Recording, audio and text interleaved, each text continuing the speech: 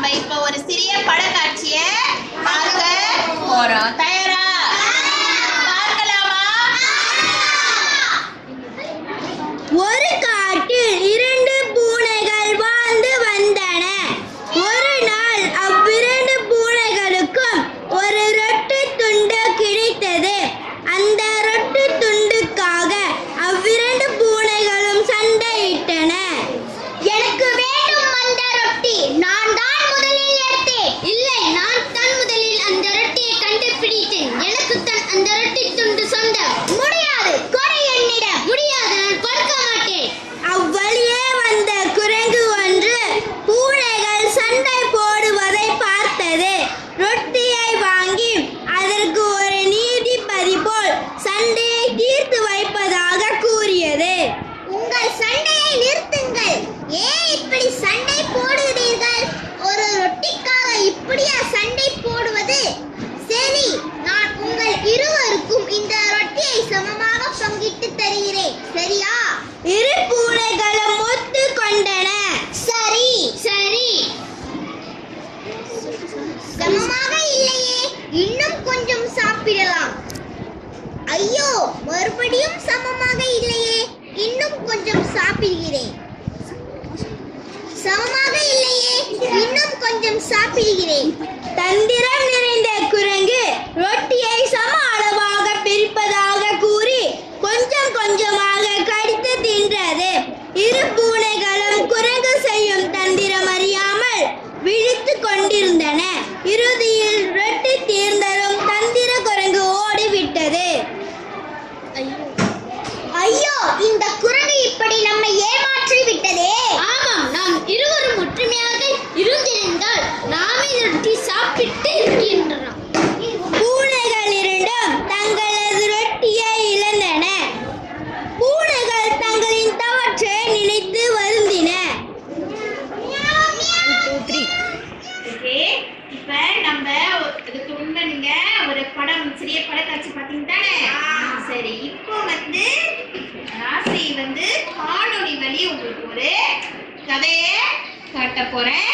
நல்லா கவனமா பாருங்க, அந்த கதையோட்டம் பாருங்க. ஏன்னா இந்த கதையோட்டத்தை ஒட்டித்தான் அடுத்தபடி நமக்கு அந்த குழு வேலை இருக்குது, நீங்க செய்யணும். இந்த கதையை நல்லா கவனமா நீங்க பார்த்துக்கணும்.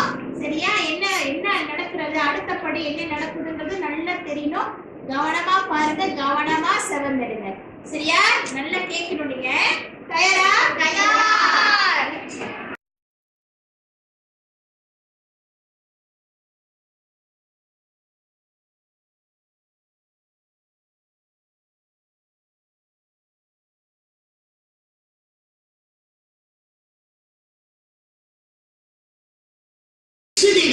அரசு சபையில் ஒரு முக்கியமான விவாதம் நடந்து கொண்டிருந்தது. சபையில் இருந்த தெனாலிராமனும் பொட்டாவி விட்டபடி தூங்க ஆரம்பித்தார்.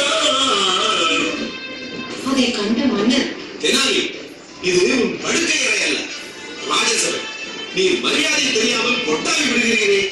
இதுபோல் நாகரிகமாக நடந்து கொள்பவர்களுக்கு இங்கு இடமில்லை. இங்கிருந்து சென்று விடுங்கள். தங்கள் இஷ்டம் மன்னர், நான் வருகிறேன். நீங்கள் கூறியதற்கு சிறிதும் வருத்தம் தெரிவிக்காமல் எத்தனை மமதையுடன் செல்கிறான் தென்னாலி. அவரை இங்கே அரசு சபையில் நுழைய விடவே கூடாது மன்னா. ஆமாம் ஆமாம், வர வர தென்னாலிக்கு சிறிது மமதை அதிகம் தான் ஆகிவிட்டது. பல நாட்கள் சென்றன. தெனாலி அரசு சபைக்கு வரவே இல்லை. அவரை பற்றி எந்த தகவலும் இல்லை. 10வது நாள் ஒரு பழங்குடி சிறுவன் அரசு சபைக்கு வந்தான். வணக்கம் மன்னா, நான் காட்டில் உள்ள சாது கங்காதரரின் நிலையம். சில நாட்களுக்கு முன் உங்கள் அரசவையில் இருந்து தெனாலிராமன் என்பவர் எங்கள் ஆசிரமத்திற்கு வந்து தங்கியிருந்தார். இந்த காலையில் நதியில் நீர் எடுப்பதற்காக சென்றவர் கால் வழுக்கி யமுனை நதியில் விழுந்து விட்டார். அப்படியா? பிறகு காப்பாற்றி விட்டீர்களா? இல்லை மன்னா, ஆற்றில் வெள்ளம் கரை புரண்டு ஓடுவதால் அவரின் உடல் கூட கிடைக்கவில்லை மன்னா. இந்த தகவலை சாது கங்காதரர் உங்களிடம் தெரிவிக்க கூறினார். ஐயோ தெனாலி, எனது நண்பா, நீ என்னை விட்டு பிரிந்து விட்டாயா? மன்னா, இந்த செய்தியை கேட்கவே வருத்தமாக இருக்கிறது. தெனாலிராமன் தனது நகைச்சுவையால் இந்த சபையை சிரிக்க வைத்தவர். அவரின் புத்திசாலித்தனத்துக்கு ஈடு இணையே இல்லை மன்னா. அவரின் இழப்பு இந்த சாம்ராஜ்யத்திற்கு ஈடு செய்ய முடியாத இழப்பாகும். ஆமா, இப்போது எல்லாவற்றையும் சொல்லுங்கள். அவர் இருந்தபோது இனிமேல் சபைக்குள் அவரை விடக்கூடாது என்று சொன்ன அமைச்சர்தானே தாங்கள். சிறுவனே, சாது கங்காதரனையாவது பார்த்து பேசினால்தான் என் மனம் ஆறுதல் அடையும். என்னால் அவரை பார்க்க முடியுமா? பாருங்கள் அரசே, நான் கூட்டிக் கொண்டு போகிறேன்.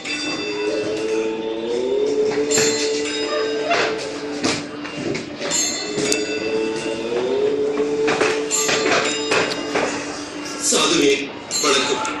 என்னுடைய தெனாலிக்கு சில நாட்கள் அடைக்கலம் கொடுத்ததற்கு மிகவும் நன்றியை தெரிவித்துக் கொள்கிறேன். ஆனால் அவரை காப்பாற்றி இருக்க கூடாதா? நான் என்ன செய்ய முடியும் அண்ணா? விதி வந்தால் எல்லோரும் போக வேண்டியதுதான். தெனாலி மட்டும் அதற்கு விதிவிலக்கு ஆக முடியுமா? இல்லை சுவாமி, நான் தான் தெனாலியை கொண்டு விட்டேன். ஏதோ அசதியில் தூங்கியவரை அனாவசியமாக கடிந்து கொண்டதினால் தானே அவர் இந்த நதிக்கரைக்கு வந்தார். இப்படிப்பட்ட சோகமான முடிவை தேடிக்கொண்டார். என் உயிருக்கு உயிரான நண்பரை அந்த தெய்வம் என்னிடமிருந்து பிரித்து விட்டதே. ஐயோ மன்னா, வருந்தாதே. மாண்டார் என்றும் திரும்புவதில்லை. ஆக வேண்டிய காரியத்தை பார். சுவாமி, என்னுடைய தெனாலி கால் வழிக்கு விழுந்த இடத்தையாவது காண்பியுங்கள். அங்கு சென்று என் நண்பனுக்காக அஞ்சலி செலுத்த வேண்டும். இனி என்று நான் அவரை காணப் போகிறேன். மன்னா, வருந்தாதே. உன் இஷ்ட தெய்வத்தை நினைத்துக் கொள். உன் தெனாலி மீண்டும் வருவார். கண்ணை மூடிக்கொண்டு தியானம் செய். இப்போது உங்கள் கண்ணை திறந்து பாருங்கள் மன்னா. கண்ணை திறந்து பார்த்த மன்னன் அங்கு தெனாலி நிற்பதை பார்த்து மகிழ்ச்சி அடைகிறார். நண்பரே, நீ எங்கு சென்றாய்? என்னை கலங்க அடித்து விட்டாயே. ஆமாம், அந்த சாது எங்கே? மன்னா, சாதுவும் நானே, தெனாலியும் நானே.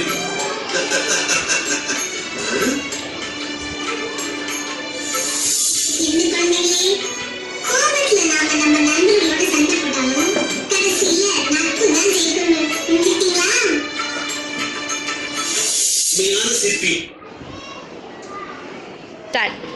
சரி, இப்ப நீங்க அந்த ஒரு சிறிய படக்காட்சி பாத்தீங்களா? காணொளி வெளி. சரி, அது வந்து என்னது, என்ன நடந்தது சொல்லுங்க. நான் வந்து தெனாலி ராமனுக்கு கொட்டாய்க்கு தூங்கிட்டு இருந்தேன். அப்போ வந்து மன்னர் வந்து சொன்னாரு, இது தூங்குற படுக்க அறையில அது என்னதான், அது வந்து என்னதான் படுக்கறையில், அது என்னதானா? அரசவை. பிறகு நீங்க கொஞ்சம் சொல்லுங்க. வேற யாரு? அவர் கொஞ்சம் சொன்னார். வேற மற்றவர்கள் கொஞ்சம் முயற்சி செய்யுங்க. ஜீவிகா கொஞ்சம் சொல்லுங்க. அப்ப வந்து அவர் வந்து அமைதியா வந்து போயிட்டாரு. அரசர் என்ன செஞ்சிட்டாரு? அவரை தெனாலிராமன் என்ன செஞ்சிட்டாரு? பிறகு சில நாள் கழிச்சு ஒரு சிறுவன் வந்து அந்த அரசவைக்கு வந்தாரு. அவர் வந்து சொன்னாரு, தெனாலிராமன் வந்து சோகத்தோட கடல் கழிச்சிருந்தப்ப கால் வந்து அதுல உழுந்துட்டாருன்னு சொன்னாரு. விழுந்துட்டு அதுக்கப்புறம் என்ன ஆயிடுச்சு? சிறுவன் வந்து அரசு தெனாலிராமன் தண்ணி வலிக்கு தண்ணீர் யாரும் காப்பாற்ற முடியல. அதுக்கப்புறம் தெனாலிராமன் தேடி போனாரு. அப்போ வந்து ஒரு சுவாமி அங்க இருந்தாரு. சுவாமி அவரை காப்பாற்றல. அப்புறம் கேட்ட பிறகு சுவாமி என்ன சொன்னாரு? வேற சரி, நீங்க சொல்லுங்கம்மா. அவர் சுவாமி சொன்னாரு, என்னால முடியல. அவரு எனக்கு தண்ணி நிறைய இருந்தாலும் என்னால காப்பாற்ற அந்த அருவியை வந்து ஓட்டம் நீரோட்டம் அதிகமா இருந்ததுனால காப்பாற்ற முடியல. அதுக்கப்புறம் சுவாமி என்ன சொன்னாரு அரசர்கிட்ட?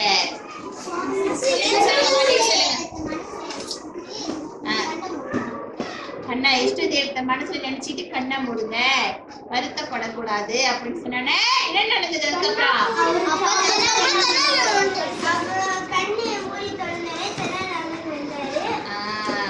தெனாலிராமனை பார்த்தோட அரசருக்கு என்ன ஆயிடுச்சு? நம்ம ஆத்திரத்துல எந்த முடிவும் எடுக்கிற முடிவு தப்பாக போயிடும். சரி, அந்த தெனாலிராமன் கொட்டாய் விட்டார் தானே அரசருக்கு ஏன் அந்த மாதிரி இருக்கிற அப்படின்னு அவருக்கு ஒரு ஆலோசனை கூறியிருக்கலாம். என்ன காரணம்னு கேட்டு அறிஞ்சிருக்கலாம். அதுக்கு உடனே கோபமா அரசர் அவர் இருக்கிற பதவியில இருந்துகிட்டு பொறுப்புடுறது கோபமா பேசலாமா? கோபமா அவரை வெளியேற்றலாமா? வெளியேற்ற கூடாது. அது தப்பு. நம்ம ஆத்திரத்துல எந்த ஒரு முடிவும் உடனே எடுக்க கூடாது. ஆறாமற யோசித்து பொறுமையானா செயல்படணும். அது மன்னரா இருக்கிறவரு, ஆட்சி புரிகிறவரு, அவரு எப்படி இருக்கணும்? இன்னும் பொறுமையா இருக்கணும். அவர் மக்களுக்காக ஆட்சி செய்யறவரு. அவரோட நீதி நேர்மையோட அவரு நடந்துக்கணும். உடனே அவசரப்பட்டு முடிவெடுக்க கூடாது. யோசிக்கணும். நம்ம எடுக்கிற முடிவு மத்தவங்களுக்கு பயனா இருக்கணும். அவங்களுக்கு அது பிரச்சனையா இருக்க கூடாது. சரியா? இப்ப நீங்க நம்ம ஒரு காணொளி பார்த்தோம். கதையை நல்லா விளக்குனேன். உங்களுக்கும் கதை நல்லா பிடிச்சிருந்ததா? ஓகே. அப்ப உங்களுக்கு தெரியுது கதை என்ன கதை அப்படின்னு சொல்லிட்டு அந்த கதையோட்டம் தெரியுது. சரி, இப்ப என்னன்னா என் கையில அழகான 5 வர்ணத்துல கடித உரை இருக்குது. அழகான வர்ணத்துல இருக்குது. சரியா? இந்த கடித உரையில சில எண்கள் நான் போட்டிருக்கேன். அந்த எண்கள் படி நீங்க என்ன செய்யணும்? ஒவ்வொரு குழு தலைவரும் இந்த இந்த இந்த கோக்கைக்குள்ள பாருங்க, இந்த இந்த சாக்குக்குள்ள படங்கள் இருக்குது. நீங்க என்ன செய்யணும்னா அதை எடுத்து என்ன செய்யணும்? வரிசைப்படுத்தணும். பிறகு நான் அந்த மணில அட்டை கொடுப்பேன். நீங்க அதுல என்ன செய்யணும்? ஒட்டணும். ஓகேவா? தயாரா? பிறகு என்ன செய்யணும்? அந்த யார் எந்த குழு 1வது பாகம் கணக்கு 5 குழு இருக்கீங்களா? ஒரு குழுவுக்கு ஒவ்வொரு பாகமா அது இருக்கும். அப்ப நீங்க என்ன செய்யணும்? ஒட்டிட்ட பிறகுதான் நமக்கு எந்த குழு 1வது பாகம் வச்சிருக்காங்க, 2வது பாகம் வச்சிருக்காங்கன்னு அதுக்கப்புறம் தெரியல. நம்ம எல்லாம் கதையை பார்த்தாச்சு தானே? சரி, தயாரா? ஒவ்வொரு குழு தலைவர்களும் வாங்க.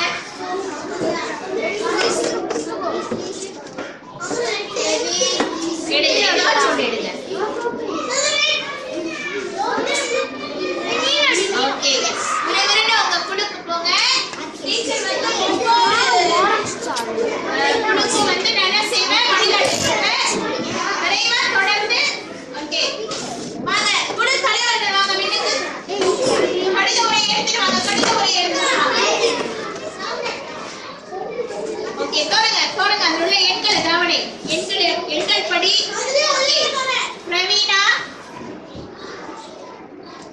நீங்க எடுங்க. உங்களுக்கு எந்த நம்பர் வந்திருக்காது? எந்த எண்கள் வந்திருக்கு? எடுங்க. 4 எண்கள் இருக்கும். சில குடும்பம் 3 எண்கள் தான் இருக்கும். எல்லாத்தையும் எடுத்துங்க. ஓகே, அதன்படி எடுங்க.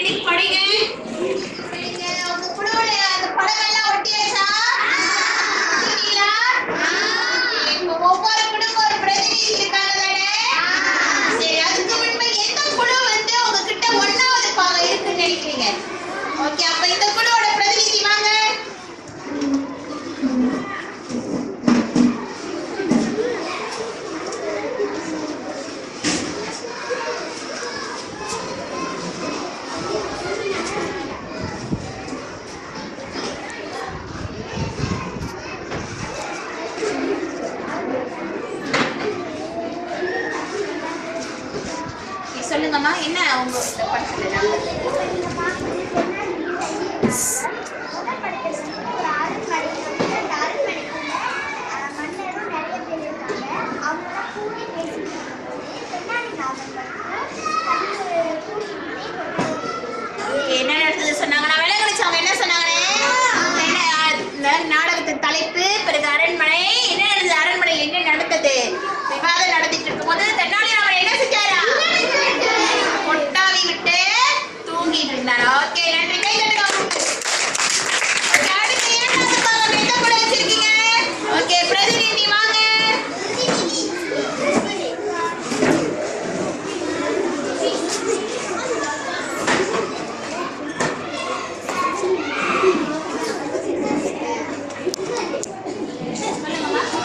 மன்னர் சொன்னாரா, இது ஒன்றும் தெரியலாமல் இன்னும் படுக்கை அறையில, இது வந்து சபை அறை, இப்போ இது அரண்மனை, இது வந்து நீ இப்போ வெளியேறு என்று சொன்னோன்னே தென்னாலிராமனும் அமைதியாக போனார்.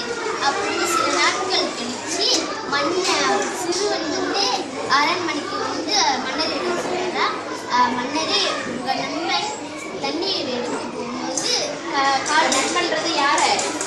தென்னாலிராமனை தண்ணி எடுக்க போகும்போது கழுக்கி தண்ணீரில் விழுந்தாரு. என்ன நடந்ததுன்னா என்ன சொன்னாங்க அவங்க? தென்னாலிராமன் கொட்டாயிட்டோன்னா அரசருக்கு என்ன வந்துருச்சு? கோபம் வந்தோடனே அவர் என்ன செஞ்சுட்டாரு? தென்னாலிராமனை வெளியே போ சொன்னோடனே தென்னாலிராமன் வெளியே போயிட்டாரு. பிறகு ரொம்ப நாள் அரசவைக்கு அவர் வராததுனால ஒரு நாள் ஒரு சிறுவன் வந்தார். அவர் வந்து என்ன சொன்னார்னா, தென்னாலிராமன் வந்து அருவியில தண்ணி எடுக்க போகும்போது வழுக்கி கீழே விழுந்துட்டாருன்னு சொன்னாரு. சரியா? ஓகே, அடுத்த பாகம் தொடர்ச்சி யார் வச்சிருக்கீங்க நினைக்கிறீங்க? ஓகே, வாங்க மறுபடியும்.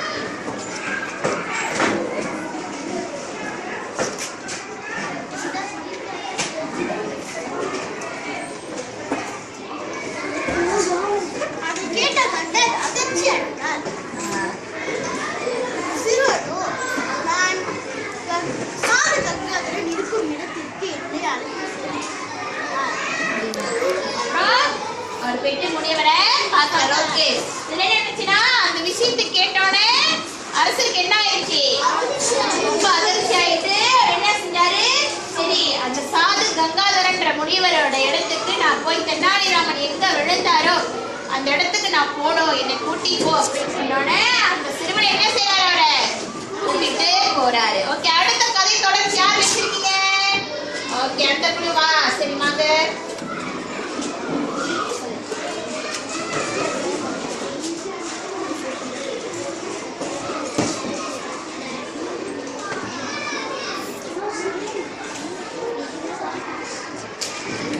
சொல்லுங்கய்யா, என்ன நடந்தது?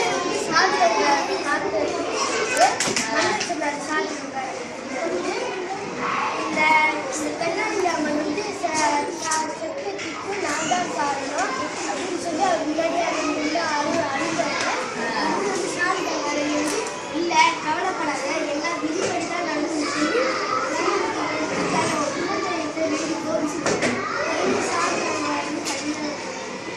ஓகே, என்ன சொன்னாருன்னா போயிட்டு அவர் சாது கங்காதரன்ற முனிவரை பார்த்தானே அவரு இந்த தென்னாலிராமனுடைய இந்த நிலைக்கு நான் தான் காரணம் சொல்லி வருத்தப்பட்ட பிறகு அவர் என்ன சொன்னாரா? முனிவர் கவலைப்படாத, விஷ்ணு தெய்வத்தை நினைத்து கண்ணை மூடிக்கோள் அப்படின்னு சொன்னாரா. சரி, அதோட தொடர்ச்சி அடுத்து யார் வச்சிருக்கா? இறுதியாக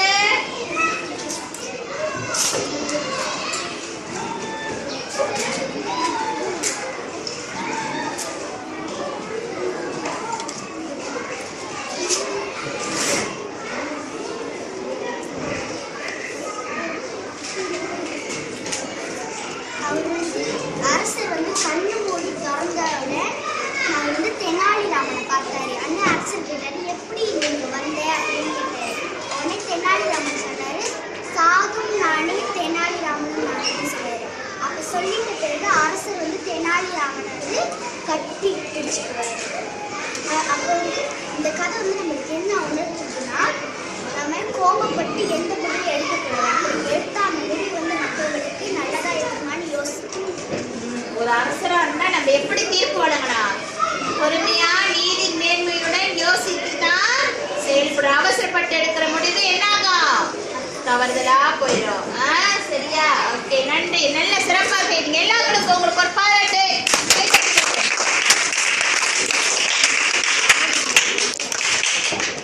சரி, நம்ம குடு வேலையெல்லாம் சிறப்பா செஞ்சு எல்லாம் நல்லா படைச்சாச்சு. இப்ப என் வீட்டுக்கு வந்து ஒரு சிறிய பெட்டி இருக்கு. இந்த பெட்டிக்குள்ள பொருட்கள் இருக்கு. என் கையில ஒரு துணுக்கு இருக்கு. இது என்னன்னா, நான் கேள்வி கேட்பேன். 5 குழு இருக்கீங்களா? ஆனா இது வந்து ஒரு குழுதான் படைக்க முடியும். இந்த பொருளை வச்சு படைக்கணும். நான் கேள்வி கேட்பேன். எந்த குழு உறுப்பினர்கள் விரைவா பதில் சொல்றாங்களோ சரியா, அந்த குழுவாளர்களுக்கு வாய்ப்பு. போகலாம் நம்ம போட்டிக்கு. இப்ப நான் கேள்வி கேட்க போறேன். சரி, இந்த நாடகத்தோட தலைப்பு என்னது? நீங்க சொல்லுங்கம்மா. சொல்லுங்க.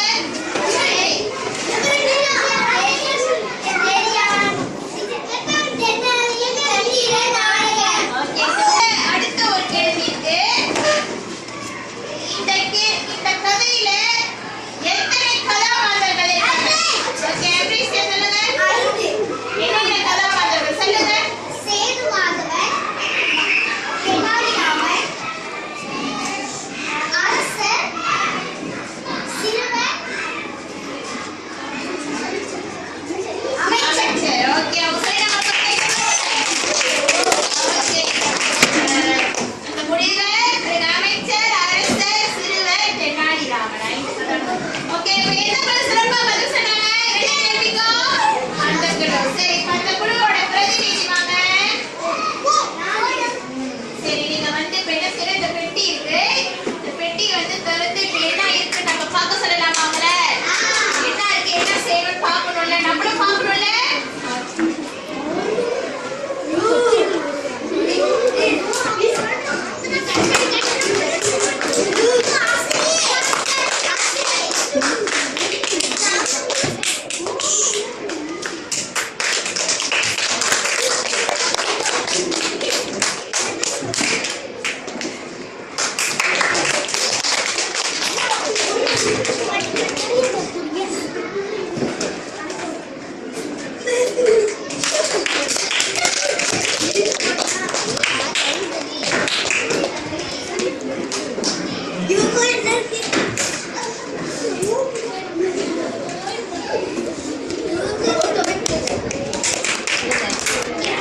சரி, என்ன இருக்கு பார்க்கலாமா?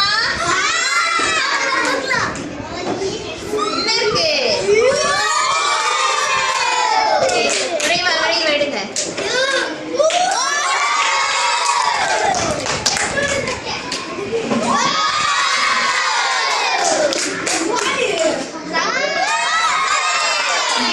பொருட்களை பயன்படுத்தி இப்ப அவங்க என்ன செய்யணும்? அலங்கரிக்கணும். பிறகு அந்த பொருட்களை பயன்படுத்தி அந்த கதையை வந்து அவரு பெண்ணுக்கு சொல்லணும். சரியா?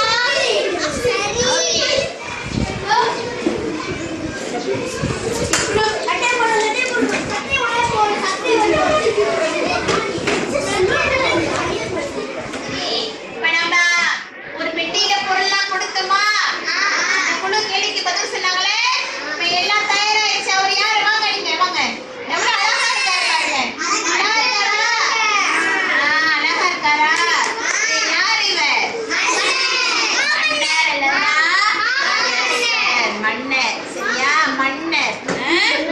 ஓகே, பார்க்க மன்னர் மாதிரியே இருக்காரு. சரி, மன்னர் இப்ப வந்து அவர் கையில நான் ஒரு துணுக்கு கொடுத்தனா? மன்னர் இப்ப நமக்கு கதை சொல்ல போறாரு. சொல்லுங்க. மனுநீதி சோழ மன்னர் நீதி தவறாமல் ஆட்சி செய்து வந்தார். அவர் அரண்மனையில் ஒரு நாள் பசு ஒன்று வந்தது.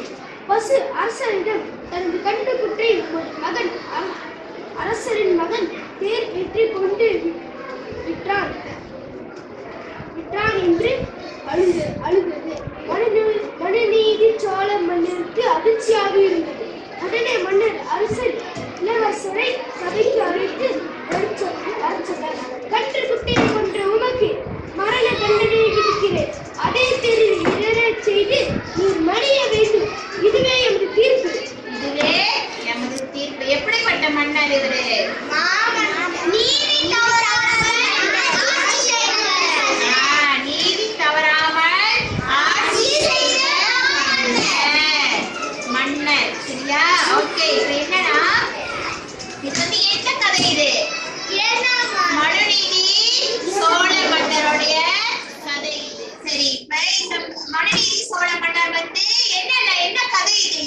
ஒரு பசு வந்து என்னது அரசர்கிட்ட வந்து என்ன சொல்லுது?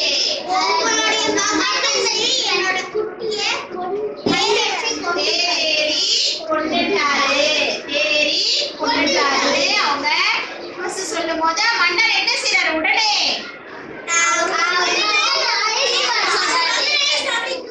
இளவரசரை சபை கழித்து எப்படி அந்த பசுவை நீ தேடி கொன்றையோ அதே போல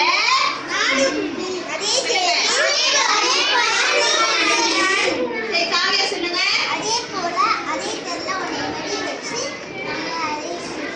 அதுதான் இதுதான் என்னுடைய தீர்ப்பு. அதே தேர்லேறி நீ மடிய இதுவே ஏன் தீர்ப்பு அப்படின்னு சொல்லி அவரு முடிச்சிட்டாரு. ஓகே சரியா? சரி, இப்ப நான் உங்ககிட்ட ஒரு உயரிய சிந்தனை கேள்வி கேட்கிறேன். இந்த காலத்துல பசு பேசுமா? சரி, நீங்க மன்னர் இடத்துல இருந்தா உங்க மகனை இப்படி நீங்க என்ன செய்வீங்க? தேர்வு இடர செய்து மடிய வைப்பீங்களா? மடிய வைப்பீங்களா? இல்ல, நம்ம செய்ய மாட்டோம் தானே. ஆனா அந்த காலத்துல வந்து என்னது இப்படி நீதி வழுவா மன்னன் வந்து இப்படி நீதி வழங்கியிருக்காரு. அப்ப வந்து பசு பேசிருக்குது. இப்ப ஆனா இது வந்து இந்த காலத்துல வந்து பசு பேசுமா? அது நம்மளும் வந்து நம்ம மகனை நம்மளே வந்து அப்படிலாம் செய்ய சொல்ல மாட்டோம். ஆனா இது வந்து அந்த காலத்துக்கு அதனால நீதி கதைகள்னால அது இப்படி சரியா? ஓகே, இப்ப என்ன நடிச்சு முடிச்சாச்சு? நல்லா இருக்கா? ஓகே, அந்த குழுக்கு ஒரு பெரிய பாராட்டு. சரி, தயாராயிட்டீங்களா? நீ உங்களும் போய் உட்காரு. இப்போ உட்காராது. குரூப்பா ஷூட் பண்றப்போ சம்மந்தம் இல்லாம நீ உட்காந்துருக்க. சரி, இப்ப நம்ம அரசர் வந்து வேடம் போட்டு கதையெல்லாம் சொல்லி நீதியா நம்ம தெரிஞ்சுக்கிட்டோம். இப்ப நம்ம மதிப்பீடு செய்ய போறோம். இன்னைக்கு படிச்சோல அதுக்கான மதிப்பீடு செய்ய போறோம். சரியா? ஓகே, இப்ப டீச்சர் வந்து உங்களுக்கு குழுவாரியா பயிற்சி தாள் கொடுப்பேன். டீச்சர் உங்களுக்கு ஒரு போதிய நேரம் ஒரு 15 நிமிடம் கொடுப்பேன். நீங்க அதை செஞ்சிடணும். சரியா?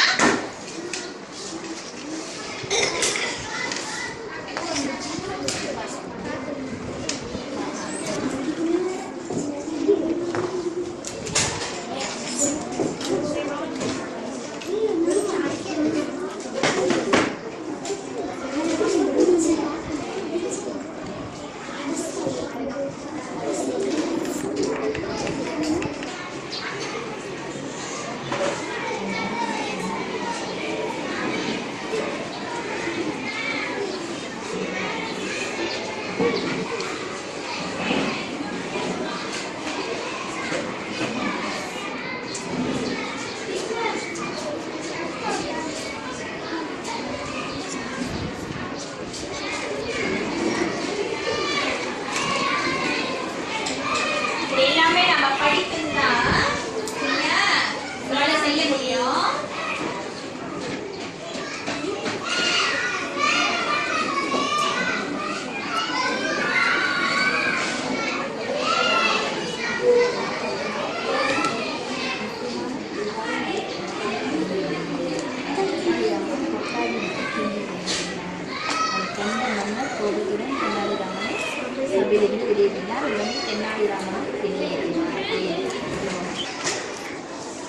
சரி, பயிற்சி எல்லாம் சிறப்பா செஞ்சு முடிச்சிட்டீங்களா? எல்லாரும் செஞ்சு முடிச்சிட்டீங்க. ஏன்னா உங்களுக்கு சுலபமானதுதான் கொடுத்தேன். டீச்சர் வந்து ஒரு குழுக்கு வந்து என்ன செஞ்சேன்? சொற்றொடர்களை கதை எழுதணும். பிறகு சரியா இரண்டாவது அந்த மாதிரி எல்லாம் இரண்டாவது பயிற்சி இந்த மாதிரி மூன்றாவது பயிற்சின்னு சொல்லி கொடுத்துட்டேன். சரி, இப்போ வந்து நம்ம பாடத்தின் இறுதி நிலை கொஞ்சம் நமக்கு டைம் ஆயிடுச்சு.